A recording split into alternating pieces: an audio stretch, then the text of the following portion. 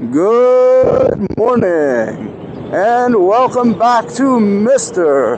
EUC NYC Guy. It's great to have you along for the ride. How you all doing today? Dun, dun, dun, dun.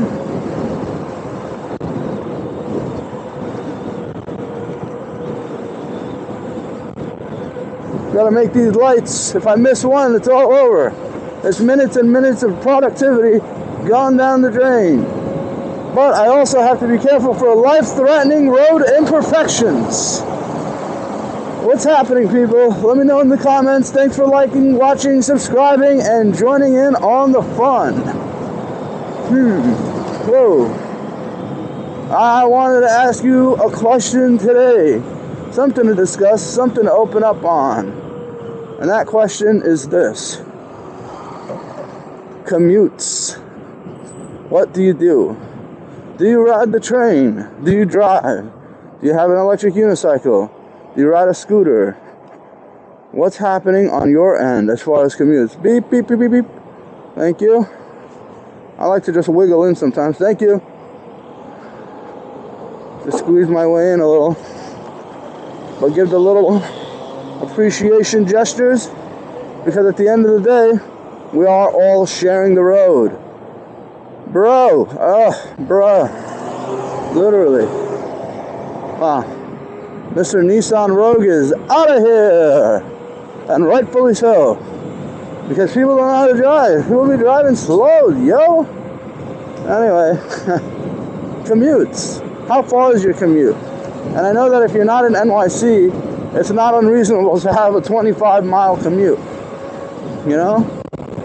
So how long is your commute? And if you're in NYC, I'd say 3 to 5 miles tends to be the distance, if that. A lot of times it's even less, you know? But how long is your commute, guys? Do you drive? Do you take the train? Do you take the bus? Do you walk? There's so many variations. Bicycle. We said scooter, electric unicycle. And who among you out there has a good commute, a fun commute? And who among you have a commute that is something you would rather go hide from, that you hate? Commutes, how do you make them better? Are they good for the environment? Collectively, what do we do to improve them? What do you do as an individual? What do you do as an individual to improve your commute situation? Okay, now even though you know my current seeming commute path, which is EUC for about 3-4 miles each way, and it appears to be the funnest, most delightful thing, and it is, knock on wood, thankfully so.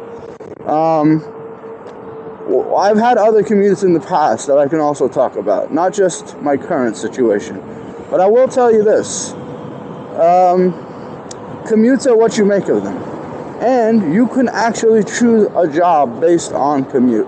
You can actually control your commute. Now, I know that's not the case for everyone, and jobs sometimes are in limited supply, and depending on what city or state you live in, or what country you live in, you kind of have to go with what's available. I get that. So let's immediately get that right out in the open and acknowledge that that is an important factor, and that not everyone has the luxury or the ability to control it beyond that.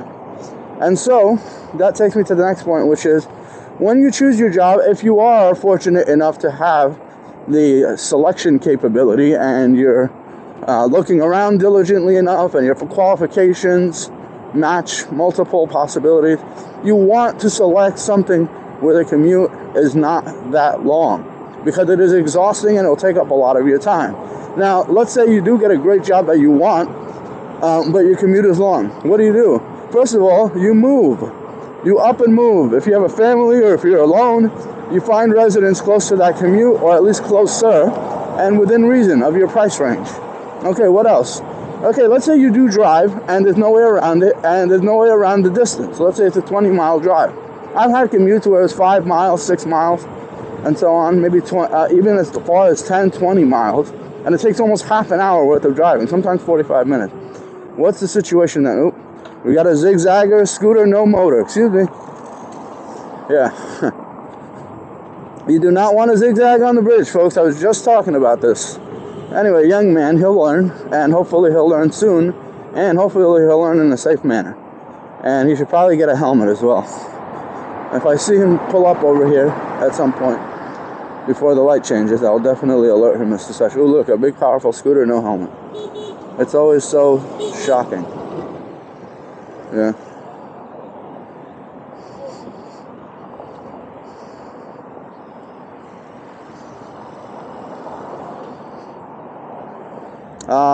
Okay, so if you drive, here's something important. If there's no way around the drive and you're gonna have to drive, here's what I like to say. Turn it into car university.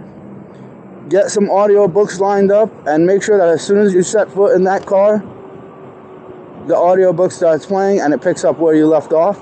And as soon as you get out of the car, the audio book stops. And it doesn't start again until you're either A, have headphones on, maybe you can work in isolation and solitude and listen while you're working without being distracted or affecting the quality of your work, or B, maybe you just have to listen again when you're on your way back. And in such situations, it's so beneficial. I mean, your brain power increases exponentially, especially if you're listening to high quality books that help you sort out your thoughts and better understand how your life is working. I cannot undersell this. Oversell this? Yeah, I can't oversell this. The importance of making use of commute time with audiobooks. Now, you might be thinking, I don't listen to audiobooks, or why does it matter? I already know a lot of stuff. I'm telling you, it's very important. It's much better than listening to music. Even though music can set the tone, the tunes can provide entertainment, make you feel good. That sort of endorphin expenditure is not beneficial to you. You exhaust your mind by the time you arrive to work every day, and your thoughts are being infiltrated by whatever lyrics are in the music. So if you're listening to maybe some hip-hop or some love songs or anything, the common musical themes, you're going to find that your mind starts to wander and become this relaxed, autofocus sort of mind, where proactivity is not. It's not climbing. It's not increasing day to day. Anyway, folks, it's time for me to stop right here. Thanks for joining me. Thanks for liking, subscribing, commenting, and sharing and supporting the channel. I appreciate you enjoying and watching, if that's all you've done. And I'll see you on the next one. Thank you. Goodbye.